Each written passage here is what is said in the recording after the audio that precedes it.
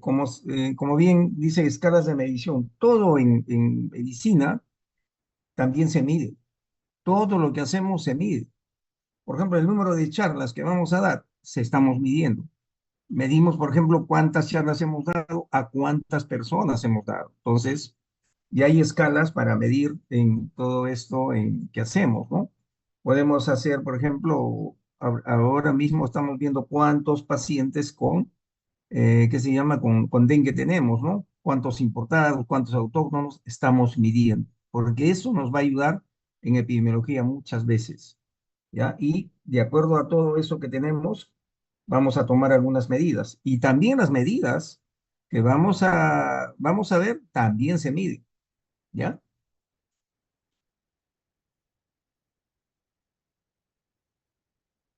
Entonces ahí tenemos lo que es el sumario, las escalas de medición, las características de la medición, ¿no?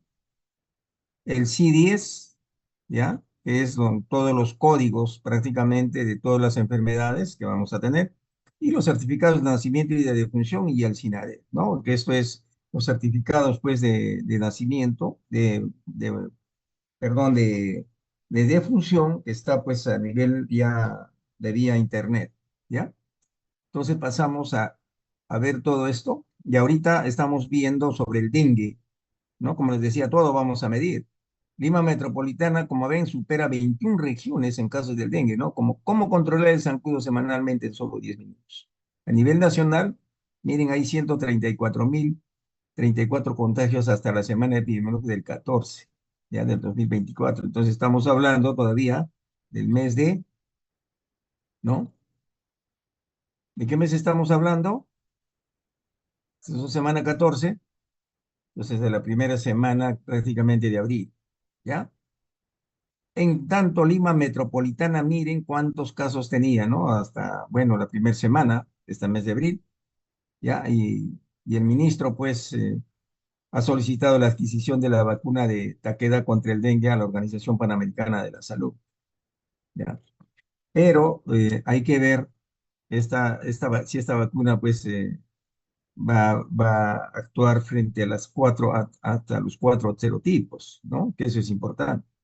Entonces, como ven, miren, como acá estamos midiendo, ¿no? Lima, 29.000, La Libertad, todo esto es, como ven, números absolutos, ¿ya?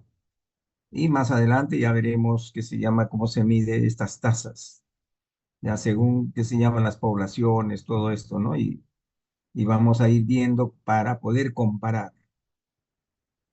Entonces, miren, como ven, las escalas de medición, pues, eh, nos sirven para medir todo, ¿ya? El tiempo lo medimos, ¿no? Si nosotros queremos sacar, ¿qué se llama? ¿Cuántos casos de dengue tenemos en el primer trimestre? Vamos a ver mes por mes, si queremos semana por semana, si queremos día por día, lo podemos hacer. Entonces, en el tiempo. En la edad, de acuerdo a la edad también, ¿no? ¿Quiénes se enferman más? Porque, en el COVID, ¿no? ¿Quiénes se enfermaban más? ¿Cuál era la edad a que más riesgo corría, ¿no? También podemos ver lo bueno, que son características también subjetivas, ¿no? Lo bueno, lo malo, lo bello, ¿no? Ahora, estas mediciones consisten en reglas para asignar números o para poder realizar cuantificaciones de acuerdo a los atributos observados y estudiados, ¿no? A cada uno de los atributos características o observaciones obtenidas de los sujetos se les denomina variable, ¿ya? Por eso la edad es una variable, ¿no? Esta variable puede ser, pues, de todos los grupos etarios, ¿no? Puede ser que se llama los neonatos, de 0 a 28 días, ¿no? Puede ser, por ejemplo, los infantes, de 29 al año de edad, ¿cierto? Entonces, esas son variables, como les digo. Entonces, miren, en salud se va a evaluar todo lo que se realiza, ¿ya? Todo lo que se realiza. Entonces, para esto se utiliza, como dicen acá, indicadores, los cuales pues son aplicados a nuestra población para medir, para ver la función, la discapacidad, la ocurrencia de enfermedad o muerte. Por ejemplo, podemos decir el año pasado, 2023, cuántos fallecieron en total. Y si queremos ser más específicos, podemos decir cuál es la enfermedad que más muertes ha causado. Estamos haciendo todo esto, ¿no? Ver los recursos, cuánto de recursos tengo para atender a mi población y el desempeño en salud también, ¿ya? Por ejemplo, cuántas atenciones hago. Si quiero evaluar a un personal, pues voy a ver que se llama hacer encuestas y las encuestas me van a dar. Entonces, fíjense todo lo que nosotros podemos medir en medicina, ¿no? Y se aplica, ¿ya? Se aplica. Entonces, miren, por ejemplo, nosotros en los movimientos sísmicos ahora, eh, justamente hace 2 días hemos tenido un movimiento sísmico, ¿no? ¿Ya? Se mide. Y hay dos escalas, la escala de Richter y la escala de Mercalli, ¿ya? Entonces acá hay que tener en cuenta, por ejemplo, como dicen acá, el terremoto, ¿cuál es la dificultad inicial para coordinar los registros obtenidos por sismógrafos, ¿no? ¿Ya? Tenemos acá que se llama, que son de modo que no es inusual, dice que las informaciones preliminares sean discordantes, ya que se basan en informes que registraron diferentes amplitudes de onda. Magnitud de escala, la de Richter, que esta se expresa pues en números árabes, ya la de Richter, en números árabes. Y la intensidad, entonces acá estamos viendo la gran escala, grandes, ¿no? Y la intensidad, ¿con qué escala? ¿Con qué intensidad se mueve? Entonces estamos viendo con la escala de Mercalli, ¿ya? Que fue modificada en 1931 por Harry Wood, ¿ya? Y esta se expresa en números romanos. Entonces tenemos estas dos escalas que nos ayudan pues a medir, por ejemplo, los movimientos sísmicos, ¿ya? Entonces, miren, acá hay algo importante que nosotros tenemos que ver en medicina. Mide lo que sea medible y haz medible lo que no lo sea. Eso es lo que nosotros tenemos que ver. ¿Ya? Uno de los objetivos de la epidemiología, miren, es medir la frecuencia de las enfermedades y el conocimiento de la distribución de estas, ¿no? Por ejemplo, cómo está distribuido ahorita el dengue, ¿no? Ustedes están viendo, por ejemplo, al inicio, ¿no? Cómo está distribuido el dengue en todas las regiones del país, ¿no? Es una distribución, nos está ayudando a conocer, ¿no? Y cuál es la frecuencia de algunas otras enfermedades que podamos tener. Y esta constituye, pues, uno de los aspectos más importantes de la metodología epidemiológica, ¿no? Y de las medicinas científicas. La observación es la base de la medición, de la metodología científica y por lo tanto de la epidemia. Entonces, tenemos etapas también de la observación. Primero, clasificación de los objetos según los atributos. Por ejemplo, según los atributos, quiero ver la edad. Grupos etarios, estamos viendo según los atributos, ¿cierto? Ordenación de la intensidad del atributo, cómo vamos a ordenar, ¿ya? Y esto se hace en los trabajos de investigación.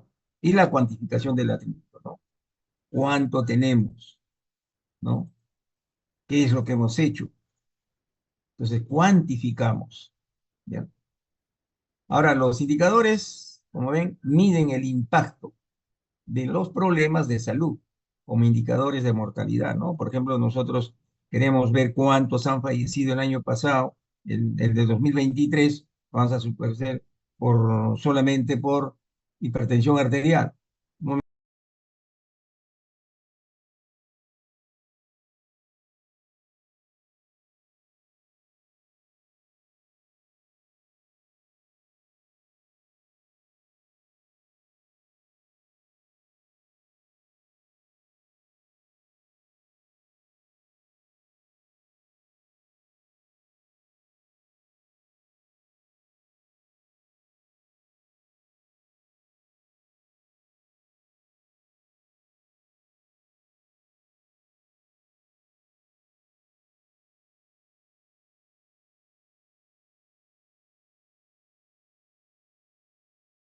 Entonces, como ven, acá nosotros podemos medir pues, la mortalidad, ¿no? ¿Cuántos han muerto el año pasado?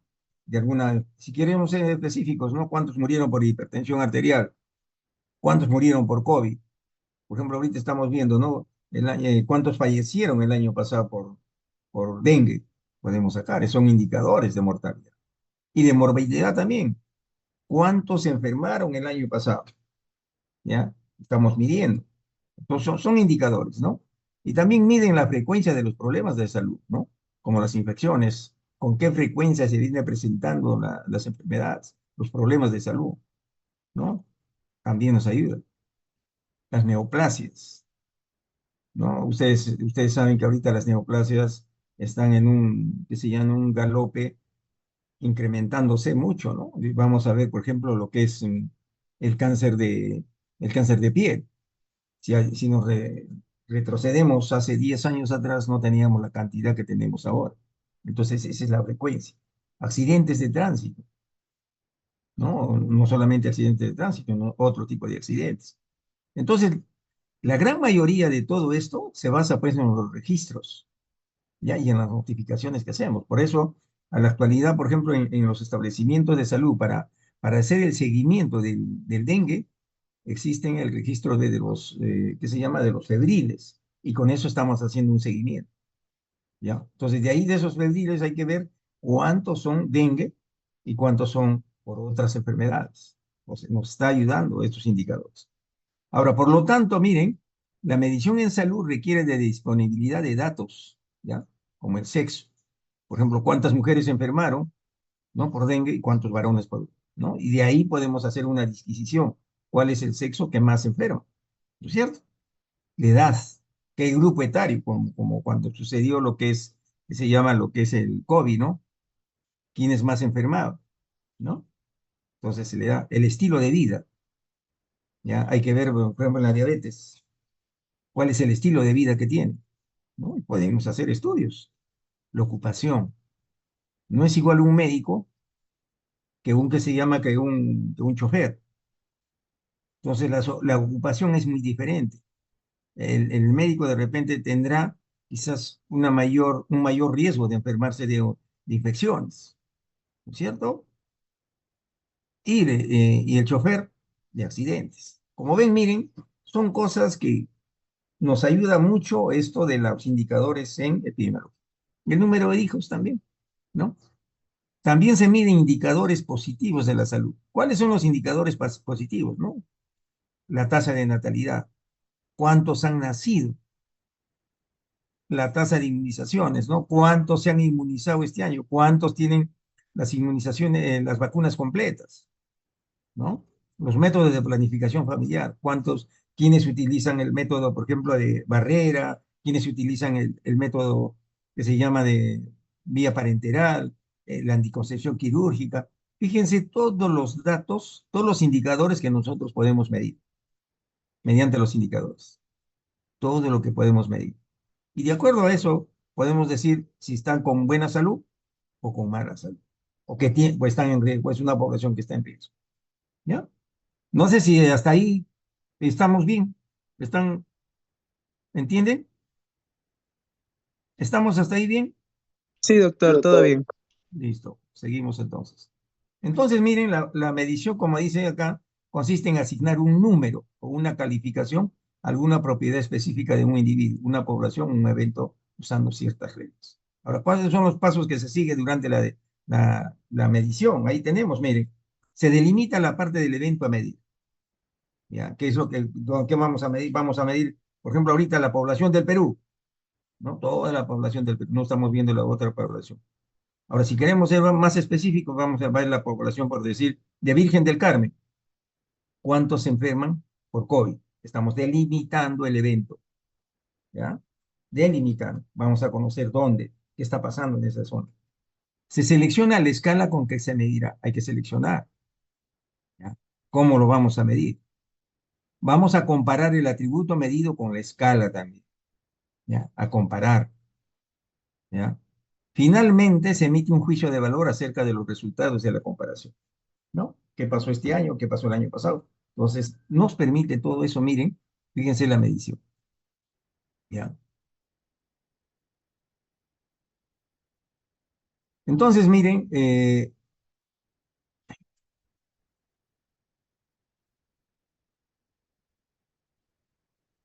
la observación de la cual hace la medición es una característica esencial del método científico a la actualidad, porque nosotros, para hacer un trabajo de investigación, primeramente nosotros tenemos que observar, hacemos la descripción, mediante la observación.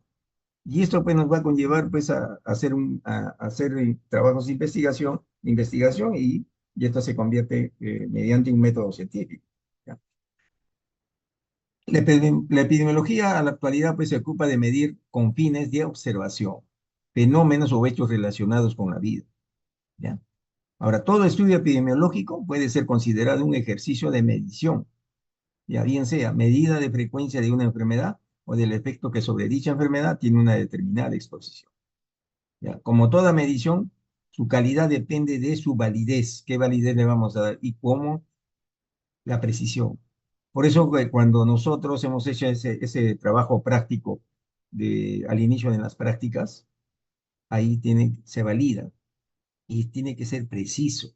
Nosotros no podemos estar a veces o no, o esto, ¿no? Preciso. Los datos tienen que ser precisos, ¿ya? Que son parámetros relacionados con el error sistemático o aleatorio. ¿Qué pasa, por ejemplo, muchas veces en los trabajos de investigación? Se dice 18 años cumplidos. ¿Qué pasa? Que de repente por ahí dice, viene una persona con 18 años, 15 días, lo tomamos, ya no hay problema, 15 días lo pasamos, ya estamos, ya no hay precisión, ya no hay validez, porque estamos saliéndonos del parámetro, ¿ya? Y en los trabajos de investigación es lo que cuenta, ¿ya? Entonces vamos a ver qué cosa es una variable también, ¿ya? Se entiende alguna característica, condición o atributo susceptible de ser medido, usando alguna escala de medición conocida y que puede adoptar diversos valores a los ojos del observador. Por ejemplo, nosotros, ¿no? Vemos la población, vamos a ver, pues, en cuanto a la educación, ya la población, por decir, vamos a ver la población, un pueblito que les digo, Uchuimarca, ya. ¿Cuántos adolescentes tienen que saben leer? O que tienen, vamos a ver, primaria completa, secundaria completa, o no tienen técnicos. Estamos viendo una variable y las características, ¿ya? Entonces, como ven, son cosas que, como ven, esto lo medimos y podemos verlo, ¿ya? Y son variables que se utilizan pues en los trabajos de investigación, ¿no? Ahora, de acuerdo a la relación entre una u otra variable, estas se pueden cuantificar y clasificar. Miren, acá en los trabajos de investigación, por ejemplo, la variable independiente o variable explicativa, cuando se supone que una variable produce un cambio en la otra, es decir, la causa. Esta es la causa de independiente, ¿no? Y la variable dependiente o variable respuesta, esos son los estudios epidemiológicos. La enfermedad o evento es por lo general la variable dependiente y los factores que determinan su aparición, la magnitud, qué grande es, y la distribución, cómo está distribuida. Son variables independientes o exposición, ¿ya?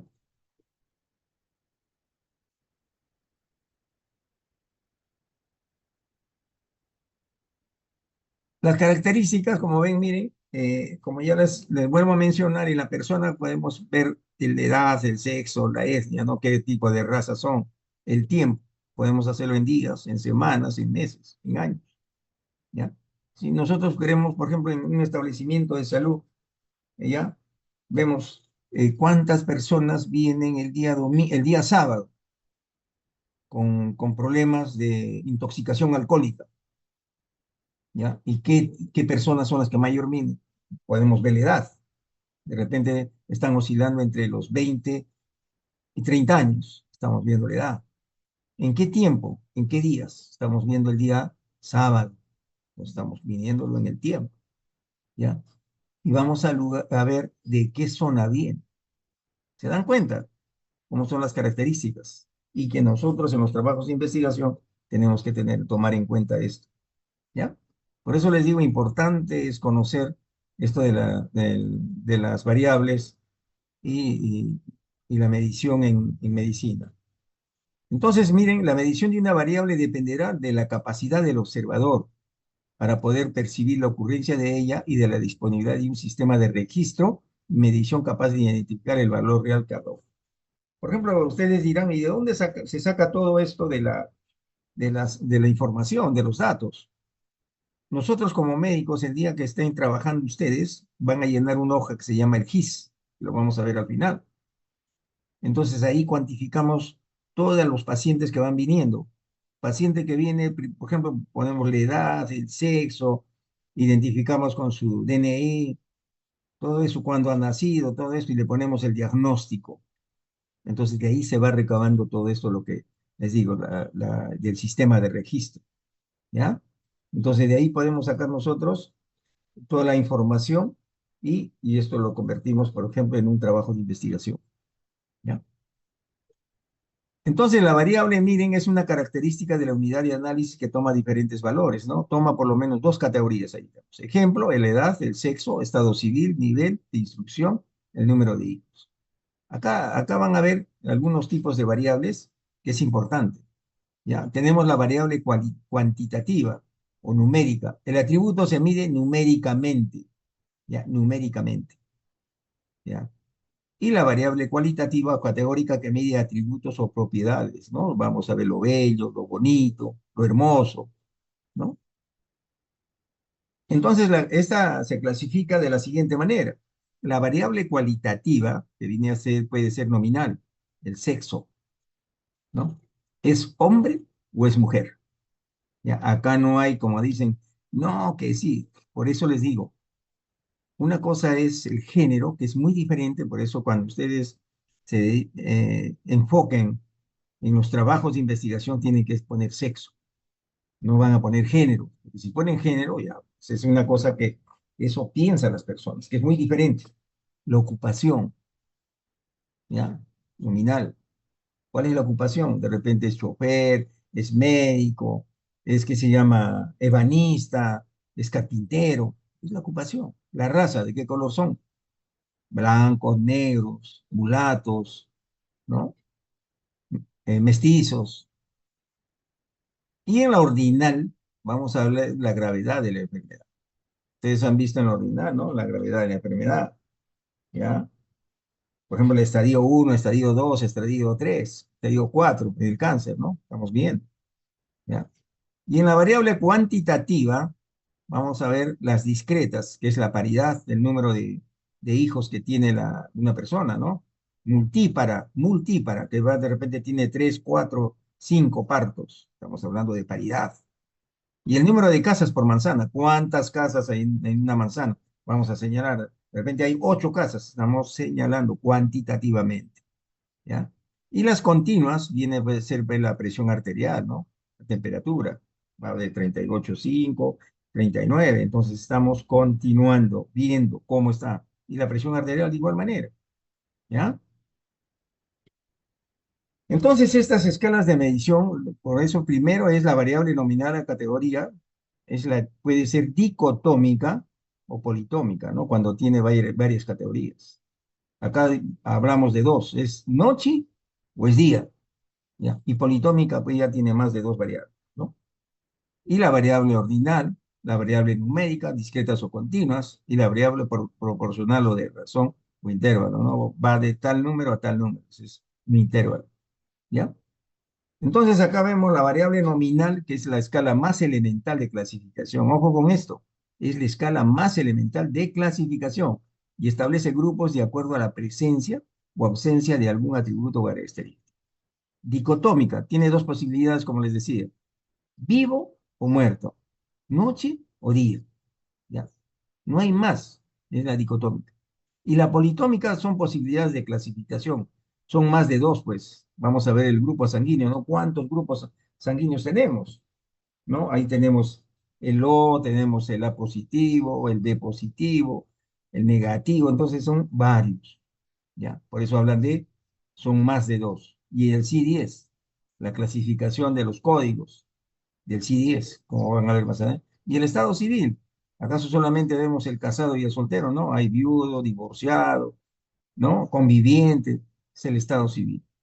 Y en la escala, escala nominal es de uso muy frecuente en medicina, por favor.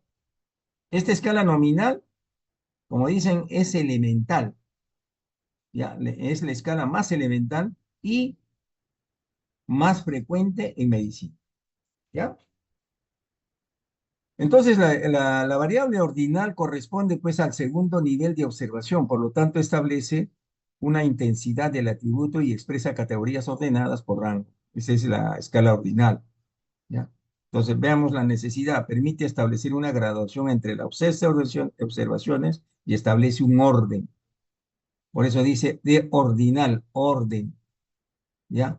Aplicada, medir tratamientos, ¿ya? Medir tratamientos, severidad de procesos mórbidos, como quemaduras, ¿no? En las quemaduras, por ejemplo, vamos a ver por su extensión, primer, primer grado, segundo grado, tercer grado, podemos clasificar a las quemaduras, ¿ya? Porque, ¿para qué? Para justamente cada tipo de quemadura tiene un tratamiento muy diferente, ¿ya? Porque por más que digan ustedes, la quemadura hay que darle todo el tratamiento, no, para eso exige la clasificación. Así como ustedes ven en el dengue, la clasificación que es 3, así es para hacer los tratamientos correspondientes. Igualito es en las quemaduras. Ya, como dicen en el cáncer, en los estadios de cáncer también. Un primer nivel, un primer estadio, un segundo estadio, un tercer estadio, cuarto, quinto estadio son diferentes y tienen diferentes manejos. Entonces, para eso es lo que no se aplica pues la escala ordinal, ¿ya? Entonces, en cuanto a la variable numérica o intervalos, que es la escala más desarrollada, miren, es la escala más desarrollada, establece un orden y permite medir el atributo característica y separa una observación de otra, siendo el cero arbitrario. Es una observación más avanzada, pero no proporciona información sobre la magnitud absoluta del atributo medido, ¿no? Discreta o discontinua puede ser. El atributo se presenta en forma íntegra, no graduaciones de intermedio. El número de partos. Ustedes no van a decir parto uno, parto 2. Número de partos. 4 partos tuvo, punto. Número de dientes. ¿Cuántos tiene la persona? ¿Cuántos dientes tiene? Punto. Número de hijos. ¿Cuántos hijos son? Entonces estamos hablando de discreta o discontinua. ¿Ya? También hablamos de la variable numérica continua, que puede medir un número entero o cualquier grado intermedio, ¿no? El colesterol, por ejemplo. ¿Cuánto tiene de colesterol? 200, 200. 130, 130. ¿Cuánto de hemoglobina? Tiene 12,5. ¿Cuánto mide? ¿No? Estamos poniendo la talla, 160 centímetros, ¿no? Estamos haciendo una variable numérica continua, ¿ya? Entonces, ¿cuáles son las características de la medición? Fíjense, la validez de la medición, la confiabilidad, la exactitud, la repetibilidad, la precisión, el error y el sesgo. Van bien. Y ahí vamos a ver cada una de estas, ¿no? ¿Qué es la validez? Es la medición mide realmente lo que se requiere medir. Es el grado de ausencia de error. Ya tiene que ser válido. Cuando ustedes digan, tenemos 20 casos de dengue en esta zona, ¿lo comprobaron? Sí, lo hemos comprobado. Entonces están validando lo que están diciendo. Lo han medido ya realmente. La confiabilidad, capacidad de proveer los mismos resultados en mediciones exclusivas. ¿Ya? De repente hoy lo midieron, mañana lo van a medir, es igual. Pasado mañana lo miden, igual. Entonces, esa es la confiabilidad. Y la repetibilidad se refiere a la tendencia de la medición a producir resultados idénticos en el mismo sujeto o en las mismas condiciones. Así es. Ya, bien claro lo están diciendo la repetibilidad. Y la exactitud es el grado en que una medida se realiza sin error aleatorio, es decir, concordancia entre los valores medios y los verdaderos. Por lo tanto, siempre se requiere conocer el valor real. En base al valor real, nosotros vamos a sacar lo que estamos midiendo y eso nos va a dar, pues, una exactitud, como dice. Y la precisión, mediciones de un mismo hecho por uno o varios observadores, no difieren mucho entre sí. Por ejemplo, cuando se hacen los trabajos de investigación, ¿no? Se hace un trabajo de investigación, por decir acá en el Perú, se hace otro trabajo allá, ¿en qué se llama? En Argentina, sobre el mismo, sobre lo mismo, de repente, y ustedes se van a dar cuenta cuando hagan el trabajo de investigación ahora, van a sacar ¿qué se llama? Eh, los antecedentes internacionales, antecedentes nacionales, y en base a eso ustedes van a hacer la discusión de su trabajo. ¿No? Y de repente no difieren mucho y están hablando pues con precisión, como se dice. ¿Ya? El error y el sesgo es precisión o imprecisión, son maneras de usar incorrectamente la observación, pues. El error cuando las desviaciones acerca del valor real ocurren en forma desorganizada, no sistemática. ¿Ya? Y el sesgo cuando la desviación tiene tendencia sistémica en los resultados que interfiere con el estudio realizado. Es lo que les decía antes al inicio. Nosotros pedimos una población hasta los 18 meses, hasta los 18 años, pero de repente por ahí viene pues una persona o tenemos una población que tiene pues entre 18 y 6 meses, 3 meses, 4 meses. Hay que ponerlo para que sea bulto. Y eso estamos haciendo un sesgo del trabajo de investigación. ¿Ya? Entonces, también viene en el trabajo de investigación lo que es la medición, la operacionalización de variables, ¿no? Que se desagreguen las variables hasta posibilitar su medición. Para ello se usará la siguiente secuencia de ítems. Nombre de la variable, que refiere a las variables que se usarán como parte de la investigación coherentes con los objetivos específicos. Así es. O sea, nosotros nos trazamos los objetivos específicos y nosotros tenemos que tener variables que vayan prácticamente a subsanar o a darnos los resultados de estos objetivos específicos. Definición conceptual de la variable, ¿no? Precisa las características de la variable que se utiliza. ¿Ya? Las dimensiones de la variable, que refiere a los aspectos o facetas específicas del concepto que se investiga. No aplicable a todas las variables, ¿ya? Por ejemplo, la variable accesibilidad a los servicios tiene varias dimensiones, ¿ya? La variable de accesibilidad a los servicios de salud. Ahí vamos a ver, pues, también la accesibilidad económica, la accesibilidad geográfica, ¿no es cierto? La accesibilidad social, ¿no? Fíjense, por eso dice, tiene varias dimensiones. Las dimensiones que les estoy mencionando son diferentes, con diferentes indicadores. Accesibilidad como es cultural, económico, geográfico. Ahora, la variable obesidad también puede tener su dimensión cultural, metabólica, entre otras. Como ven, miren, esto es en cuanto a la operacionalización de las variables. ¿Ya? Y ahí tenemos, miren cómo se opera la edad, por ejemplo, definición conceptual, número de años del paciente, ¿no? Definición operacional, número de años indicado en la historia clínica, escala de medición, es razón y discreta, tipos de variable, independiente, cuantitativa. ¿Ya? Y la categoría es años cumplidos, ¿ya? No estamos hablando años y meses, sino años cumplidos. ¿Ya? Y así de esa manera, miren cómo se operacionalizan las variables. Entonces los errores, como ven, acá el error aleatorio, conocido como error al azar o ruido, se presenta cuando las mismas mediciones no concuerdan, debiéndose a variabilidad en el mismo observador. También se refiere a la incertidumbre inherente a la investigación, es el error aleatorio. Y el error sistemático, conocido como desviación o sesgo, se produce por resultados desviados en forma constante en una misma dirección, produciéndose por variabilidad. ¿Ya? Entonces, la medición en problemas de salud, ahí vamos a tener las proporciones, la razón, las tasas, las incidencias y las prevalencias, que eso lo vamos a ver más adelante en otra clase, en otra reunión, donde vayamos a ver los principales indicadores. ¿Ya? Entonces, la distribución, ¿qué viene a ser la distribución? Que es el resumen completo de las frecuencias de los valores a categorías de la medición efectuada. Ello nos demuestra qué proporción o cuánto se encuentran en un determinado valor o rango. ¿Ya? Ahora, para ello es necesario representarlo en gráficos. La variable cuantitativa, discreta y cualitativa, vamos a hacer los diagramas de barras o gráficos de sectores. Y la variable cuantitativa continua, miren, utiliza el histograma o polígonos de frecuencia, siendo dentro de ella la ojiva porcentual la representación de frecuencias relativas acumuladas. Como van a ver más adelante, ¿ya? O sea, estamos hablando de los gráficos. Y como, ¿ya?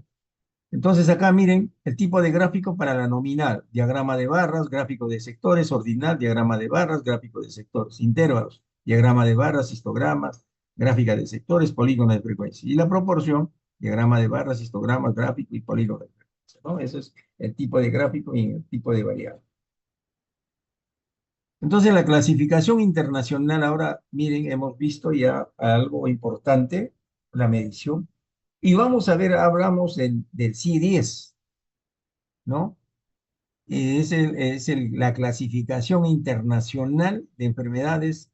Esta es la 10ª edición, porque ya deberías haber salido el CIE-11, pero por las circunstancias que ha dado en el mundo esto de la pandemia, ha hecho que esto se retrase, ¿ya?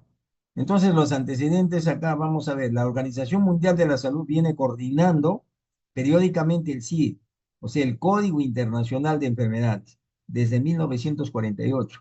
Y como resultado tiene varios procesos como en 1992, 1994, en inglés y francés. Y en español la versión fue en 1995. La primera revisión fue en 1896, 93 de Bertillon, ¿ya?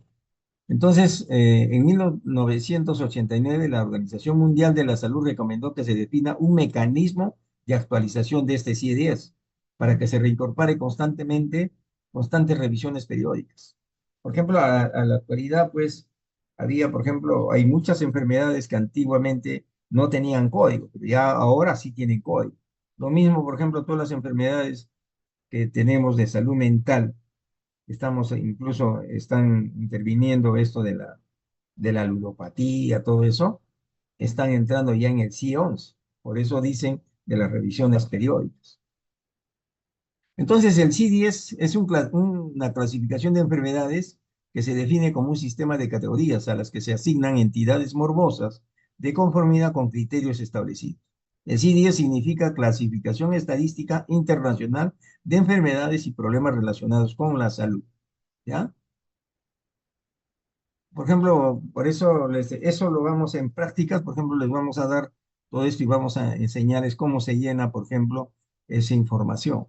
Por ejemplo, la medición en salud, como hemos mencionado anteriormente, necesita sistemas unificados y armonizados como el CIDES, que en su décima edición, donde sus 21 capítulos dan inicio con enfermedades infecciosas y parasitarias, ¿no? Las infecciosas y parasitarias A00 hasta la B99, y termina con factores que incluyen el estado de salud y contactos con los servicios de salud, que es el Z00, Z99, que eso es al final, de acuerdo al abecedario, ¿ya? Entonces, el CD es un ejemplo, por ejemplo, U07.1 es el COVID-19, cuando se ha identificado el virus. Ya, el U07.2 COVID-19, virus no identificado. De esta manera nosotros identificamos con estos códigos. ¿Ya? Y entonces, en cuanto a las enfermedades infecciosas, ahí tenemos los códigos, parasitarios, sus códigos, ¿eh? A92.8, y eso en la hoja GIS, nosotros vamos a poner el diagnóstico y vamos a poner el código. ¿Ya? Otras enfermedades, ahí tenemos, ¿no? La varicela B01, B02 herpes zóster, D50 anemias por deficiencia de hierro, F10 trastornos mentales por alcohol, G0. Y acá, pues, como les digo, son 21 capítulos, nosotros donde está todo codificado, todas las enfermedades. Y el dengue, miren, A90 dengue, ¿ya? Y ahí tenemos otras ciertas enfermedades infecciosas y parasitarias, miren. A00, A09, enfermedades infecciosas intestinales. A15, tuberculosis. ¿Ya? A20, A28, ciertas zoonosis bacterianas. Y ahí miren, estos son los códigos que se manejan a nivel mundial. ¿Ya? A nivel mundial. Entonces, estos códigos son para todas estas enfermedades, como ven. Y este es con lo que les decía, la hoja GIS del registro diario de atención y otras actividades. Por ejemplo, yo como médico, ¿qué hago? Comienzo a llenar acá, por ejemplo, que está hoy día. Acá pongo mi firma, mi sello, y qué turno estuve trabajando. Vamos a ver el turno de mañana, el turno de mañana. ¿En qué año estamos? En el 2024. El mes de abril. Nombre del establecimiento. Acá yo trabajo en el Centro Materno, Centro de Emergencia San Pedro de los Chorrillos. Le pongo acá. ¿Qué unidad productora? Ahí puede ser de cirugía, puede ser medicina, puede ser pediatría. Entonces acá le pongo medicina. Bueno, el DNI, mi DNI, y el que va a llenar esta hoja, y su nombre completo. ¿Ya? Así de esa manera vamos llenando esta hojita, donde vamos a registrar todas las actividades que hacemos en el turno que nos toca. Por eso les decía, en el turno de mañana estoy llenando. Y ahí ponemos el día. ¿Qué día es hoy día? 20, ¿no es cierto? Acá vamos a poner el DNI, el número del DNI, el número de la historia clínica. Ahora, si es gestante, le pongo gestante, ¿no? Pero si no, si es varón, lo dejo así. El financiamiento, ¿quién lo está financiando? Puede ser de salud, puede ser el SIS, puede ser el mismo. Entonces acá le pongo, por ejemplo, si es del SIS, le pongo el número 2 que corresponde al financiamiento. Y la etnia, ¿qué etnia somos nosotros? La 58, ¿ya? El distrito de procedencia, ¿de dónde viene este paciente? Acá le voy a poner de Chorrillos. El centro poblado, de repente pues todo no es puro Chorrillos. De repente viene pues de San Genaro, le pongo San Genaro.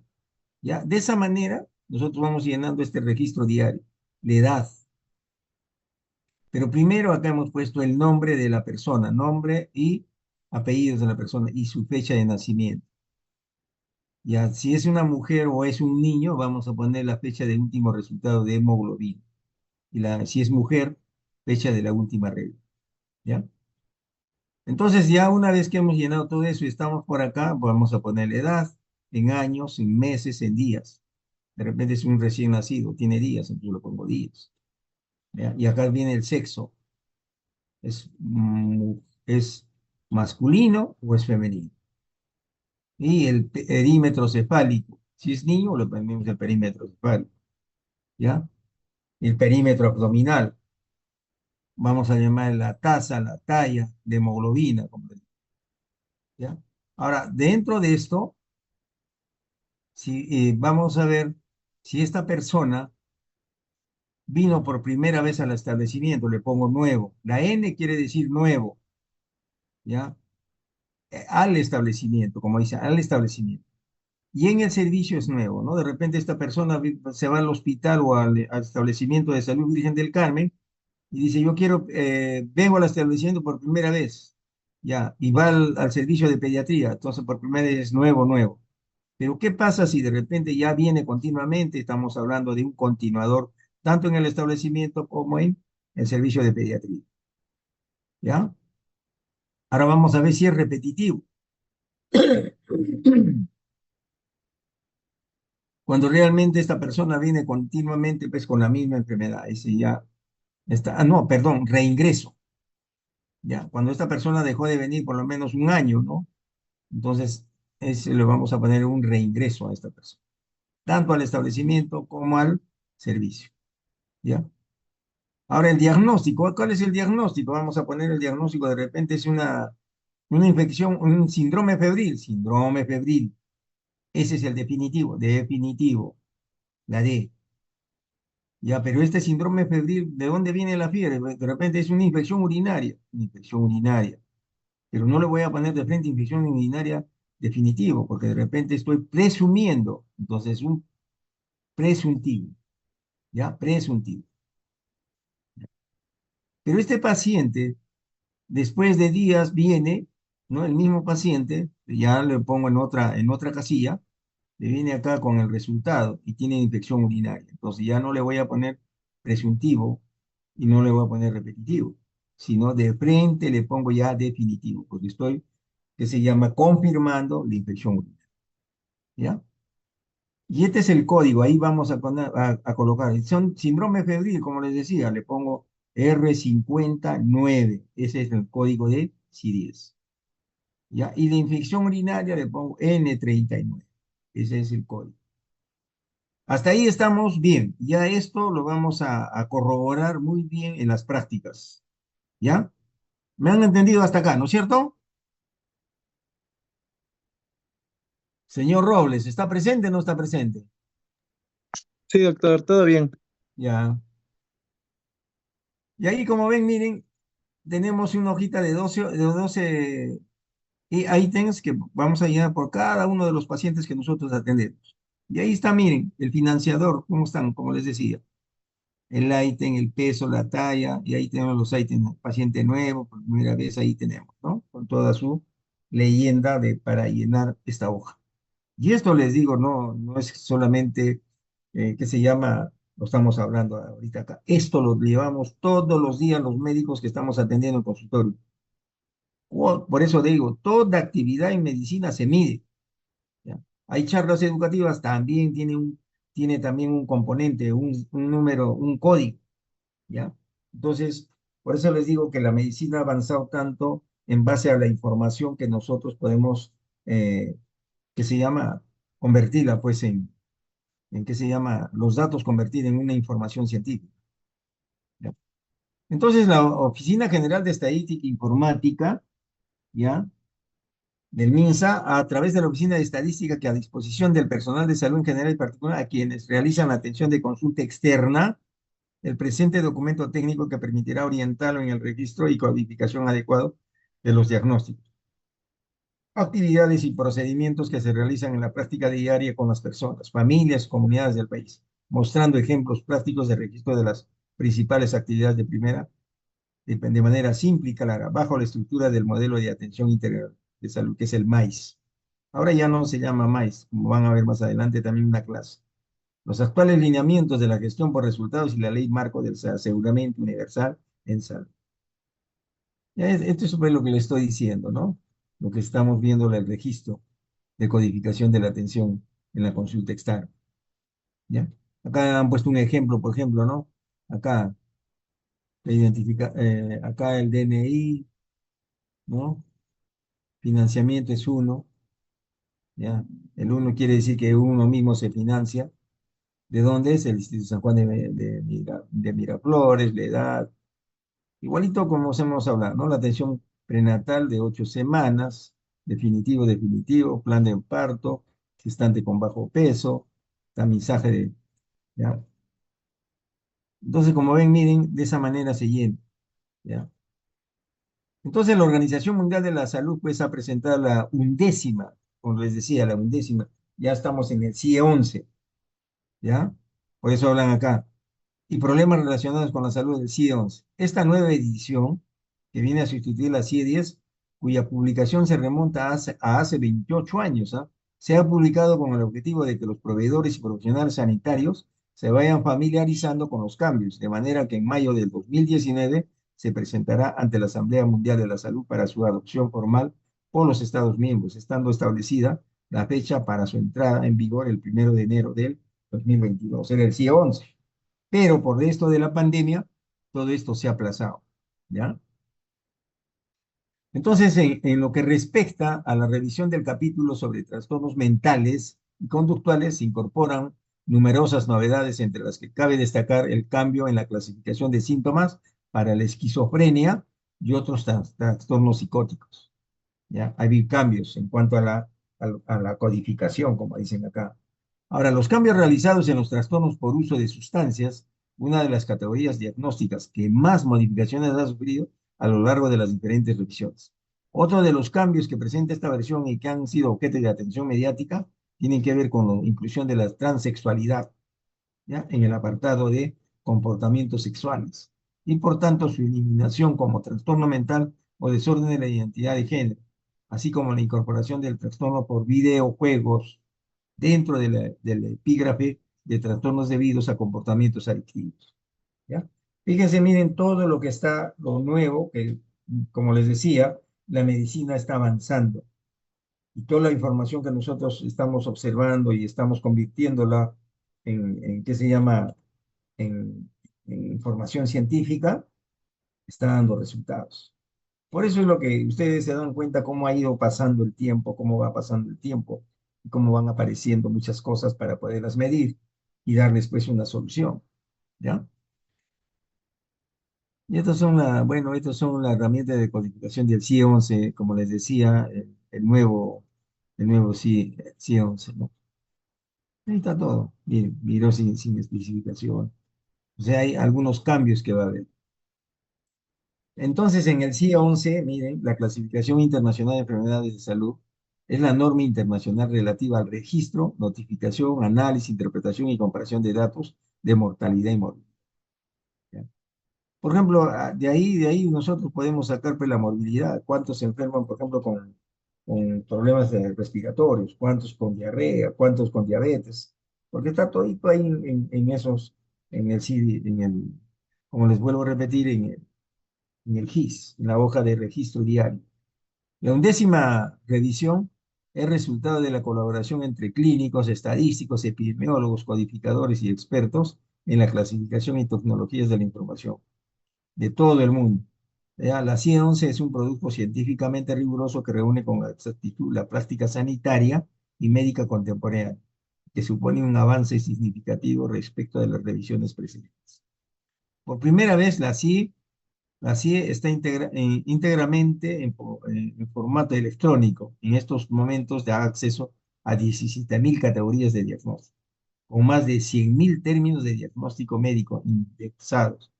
El algoritmo de búsqueda indexada interpreta más de 1.600.000.000 de términos. La CIE-11 se instala y utiliza fácilmente en línea y fuera de línea por medio de un contenedor informático gratuito. Además de las enfermedades, miren, la codificación internacional de enfermedades incluye trastornos, traumatismos, lesiones, causas externas y signos y síntomas, sustancias, medicamentos, información anatómica, dispositivos. ¿Ya? Entonces, cuán importante es una vez que salga el C11, ¿no? Porque hay muchas modificaciones y hay muchos avances también. Bueno, este es para ver cómo se ingresa para esto del MINSA, el GIS. Ahora, este sistema de información de la historia clínica electrónica del MINSA, para el primer nivel de atención en adelante, el CISE, primer nivel, es que es una herramienta a la cual pues se está viendo, ¿no? Que se está desarrollando para los diferentes niveles de atención, ¿no? Por establecimientos de salud, del primer nivel de atención, compuesto por módulos administrativos y asistenciales. Ustedes han visto, por ejemplo, en el salud, ¿no? Cuando tienen su computadora y ahí ya todo lo hacen por vía internet casi. Ya, la implementación del CISE, primer nivel MINSA, traerá como consecuencia la eliminación de las hojas GIS físicas, ya que cada componente creado interoperará con las estadísticas necesarias para la definición de las políticas públicas necesarias para el sector salud. Además, este sí del primer nivel permitirá que la evaluación del paciente sea óptima, rápida, con un diagnóstico adecuado luego de realizar un acto médico al usarse mecanismos de interoperabilidad con SIS, RENIEC y GISMINS, enfocándose el profesional de la salud de forma prioritaria a la atención del paciente, reduciendo los tiempos de espera y trabajo administrativo. Porque para llenar una hoja, pues, de la historia clínica, llenar todo esto, te demora, ¿ya? Por eso los 15 minutos que le dan al médico, ahí se va. Por otro lado, la maduración del CISE, primer nivel, MINSA, como la implementación de la firma digital, siendo este un requisito para ser considerado como un sistema de información de historia clínica electrónica. ¿Ya?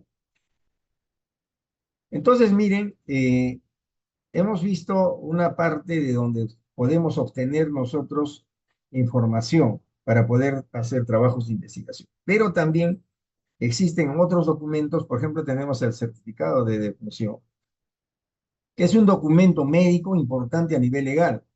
Miren, ustedes tienen que tener en cuenta esto, es nivel legal, jurídico, administrativo y epidemiológico, tanto a nivel nacional como internacional, considerado con un acto médico realizado solo por un médico, habilitado en nuestro país, habilitado, o sea, que tenga colegiatura, ¿ya? Por más que tenga colegiatura y es suspendido, no está habilitado, ¿ya? Ojo con eso. En el certificado se indicará todos los datos consignados en un formulario donde se detalla pues, los datos personales de la persona, la causa de la muerte, así como los procesos patológicos que contribuyeron al desencadenamiento del padecimiento. Nosotros, por ejemplo, si nosotros queremos hacer el estudio de la muerte, de la mortalidad en el distrito de Surco, nos acercamos a la municipalidad y vamos a pedir todos los certificados de defunción. Y nosotros queremos ser específicos de decir de qué más ha muerto la población, entonces acá vamos a ver, nos vamos a los certificados de defunción y vamos a ver la causa de muerte. Y ahí vamos a tener. Y ahí podemos sacar del año 2023 de qué más murió la gente de Surco. Ahí sacamos. ¿Ya? ¿Y de dónde obtenemos todos los datos? Del certificado de defunción. El certificado de defunción debe ser llenado con calidad y sobre todo con ética por parte del profesional. Por eso ustedes han escuchado en la primera parte que es legal y jurídico. No se les vaya a ocurrir a ustedes que de repente pues tienen amigos cuando ya son médicos y dicen, oye, ¿sabes qué? Ha muerto mi papá y quiero de repente, ustedes no lo han visto de que ha muerto, nada, le ponen el diagnóstico, le ponen la causa, punto. Y de repente aparecen otros hermanos por la herencia. Muchas veces sucede esto. Y ustedes le pusieron un diagnóstico, exhuman el cadáver. ¿Y qué pasa? Que las causas de muerte no fue por la que ustedes pusieron. Ustedes los llevan presos. Por eso ustedes, para emitir un certificado de defunción, tienen que constatar la muerte o ser de repente médicos en su última etapa de vida de este paciente. Ya no se les ocurra hacer simplemente emitir el certificado de defunción. A nivel epidemiológico, el certificado de defunción es de suma importancia, el cual se convierte en una fuente muy importante de información sobre las causas del fallecimiento de las personas, evaluando a nivel de salud pública las causas de esta a nivel de sexo, edad, ocupación, residencia y otras a las que proporcionará datos para que a través de las estrategias sanitarias se pueda prevenir las causas que determinan tasas de mortalidad. Fíjense para qué me sirve todo este certificado de defunción.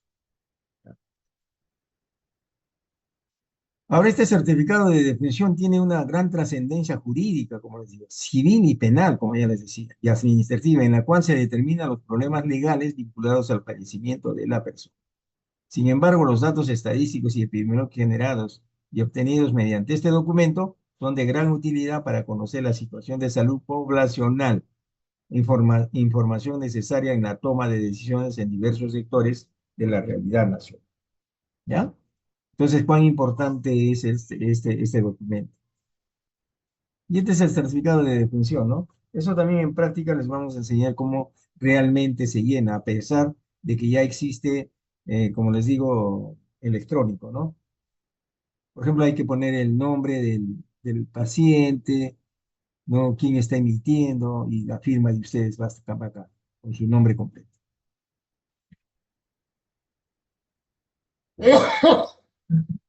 Gracias. Disculpen. No, y este es el informe estadístico de la defunción. Esto, como ven, el registro civil. Y esto ustedes van a comenzar a llenar. ¿Ya? Entonces, miren, acá las causas de fallecimiento, tengan muy presente acá, miren, ¿qué cosa es una causa terminal? Referida pues a la enfermedad, lesión o complicación que originó directamente la muerte. Ustedes olvídense de poner paro cardiorrespiratorio. Esa no es causa terminal, ni es causa intermedia. ¿Ya? Entonces, la causa terminal es con la que fallece el paciente.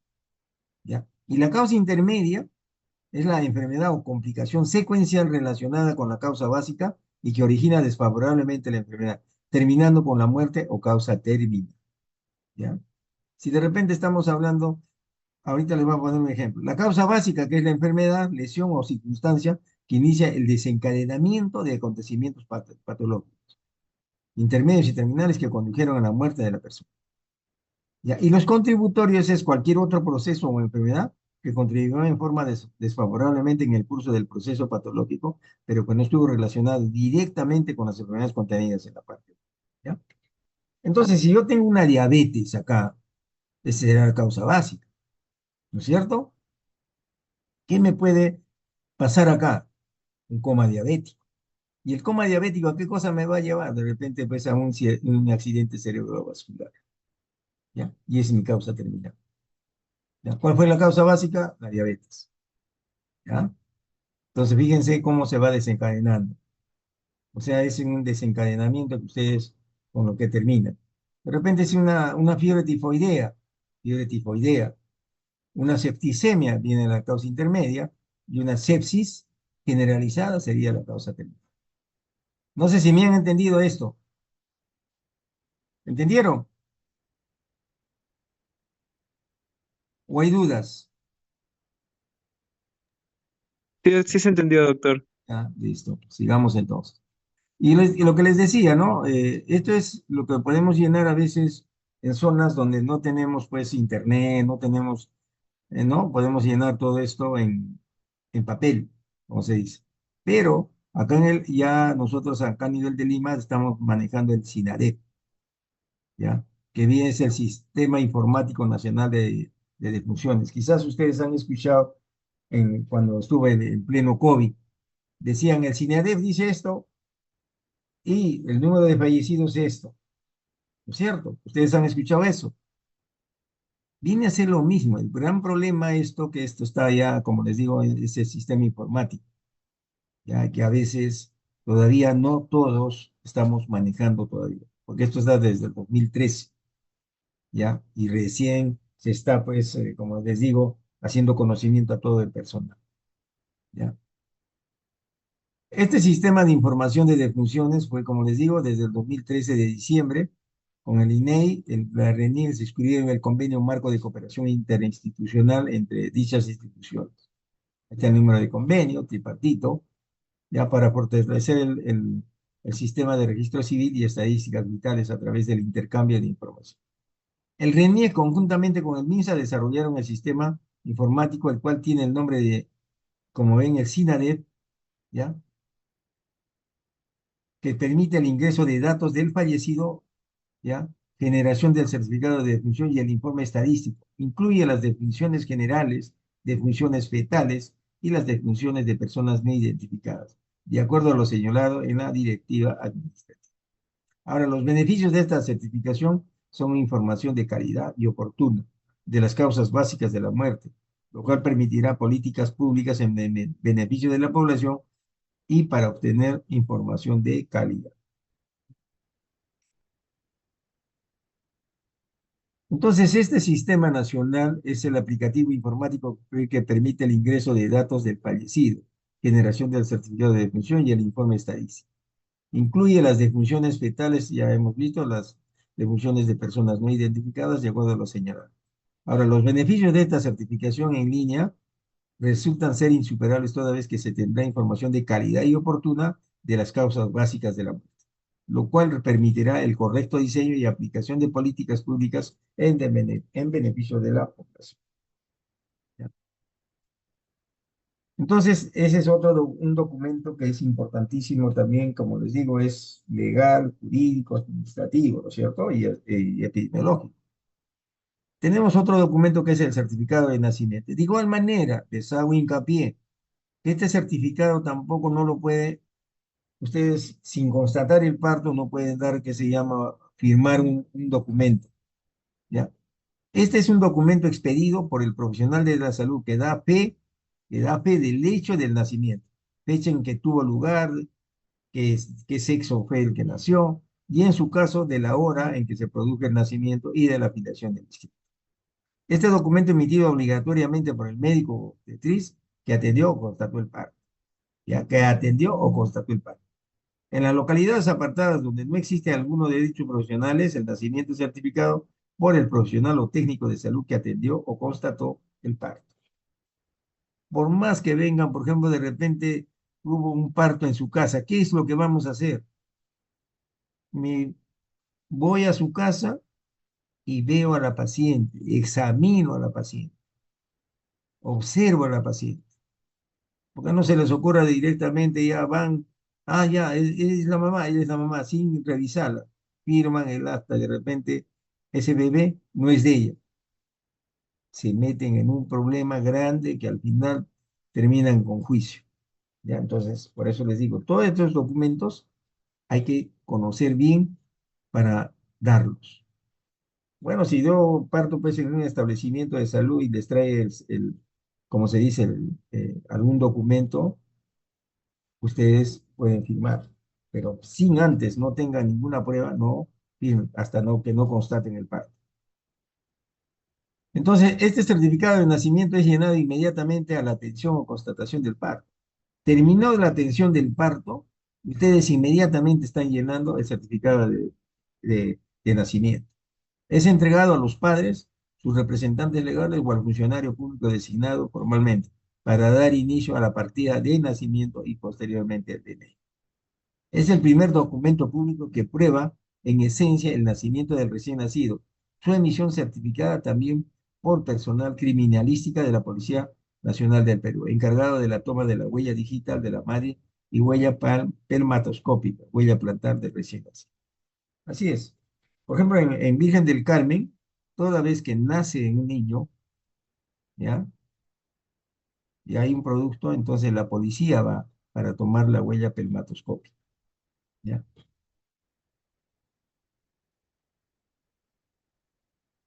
En el certificado de nacimiento está indicado lo siguiente, miren, el lugar de nacimiento, la hora, el día, el mes y año del nacimiento, el sexo del recién nacido, la identidad de la madre, nombre, edad, estado civil, la huella pelmatoscópica, huella plantar del pie derecho del recién nacido, sello, nombre, colegiatura y nombre del profesional que atendió el parto, sello del establecimiento donde ocurrió el nacimiento, que es un formato aprobado oficialmente por la red y el INE.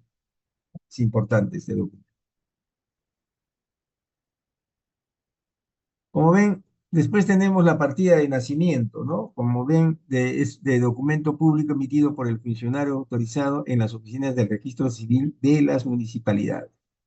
Una vez que yo tenga el certificado de nacimiento, me acerco al municipio para inscribir a mi hijo para la partida de nacimiento. Ya, lo expide el funcionario previamente autorizado, teniendo a la vista o presentando el certificado de nacimiento y el documento de identidad de los padres o del progenitor que lo inscribe. Ya, este formato que lo contiene es una hoja de papel en membrete de municipalidad llenado en una sola carilla en forma de A4. Ustedes ya lo conocen, la partida de nacimiento. ¿Ya? Lleva una numeración correlativa y espacio para la firma de los funcionarios y progenitores que intervienen. Contiene el lugar del nacimiento, la hora, el día, el mes y año del nacimiento, el sexo del recién nacido, la identidad de ambos padres, nombre, edad, estado civil, el nombre del recién nacido, domicilio de los padres. ¿Ya? Y estos son otros certificados, por ejemplo, el certificado de médico, que ahorita lo están utilizando inclusive otros profesionales de la salud, el cual, este es un certificado médico, como médicos nosotros tenemos que dar. Puede ser para buena salud o puede ser por un descanso médico, ¿no? Y estos son utilizados. Este tiene un costo, ¿no? Que esto lo están vendiendo en las farmacias. De repente alguno de ustedes ha utilizado este documento. ¿Ya? Y tenemos pues el certificado de defunción también. ¿Ya? Entonces, miren, como ven, todos son estos documentos que son importantes en esto de la epidemiología. ¿Ya? La próxima clase vamos a ver los indicadores básicos de epidemiología. Bueno, acá damos por terminado. No sé si tengan alguna pregunta.